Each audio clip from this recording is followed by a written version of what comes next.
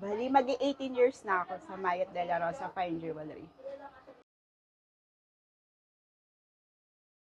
Para sa akin, marami. Hindi lang ako yung natutulungan ni Madam at saka ni Sir, pati yung pamilya ko. Sa pag-aaral ng mga anak ko, sagot nila yung tuition fee ng dalawa kong anak. Noon kasi, yung medyo maliit pa yung puhunan ni Madam. Yun yung magbabayad kami ng scrap, talagang walang laman yung kaha.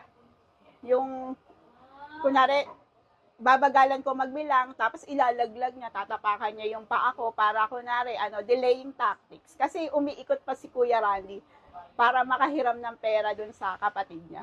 Pero ngayon, kayang-kaya na ni Madam bayaran lahat. Yung display ni Madam, as in, maliit lang talaga. Ganun lang, konti lang. Siguro mga worth 1M, ano na yon. Tapos once na pag tumaas yung ginto, tutunawin ulit yon. Tapos iro-roll ulit. Dahil may pawn shop si Madam, nakakakuha agad kami ng items. Dahil sa Mayat de la Rosa, nakarating ako sa iba't ibang bansa. Si Madam din yung una na nag-ano sa akin na makasakay ng eroplano talaga. Yung nagsibu kami, yun yung first time ko makasakay ng eroplano. Si Madam kasi parang 1 in a million na money, na boss.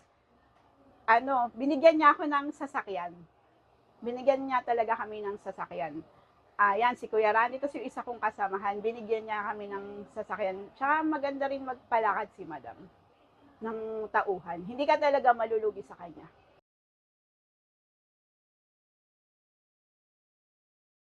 Mas lalaki pa yung negosyo ni Madam. Tsaka mas marami pa siyang matutulungan na empleyado.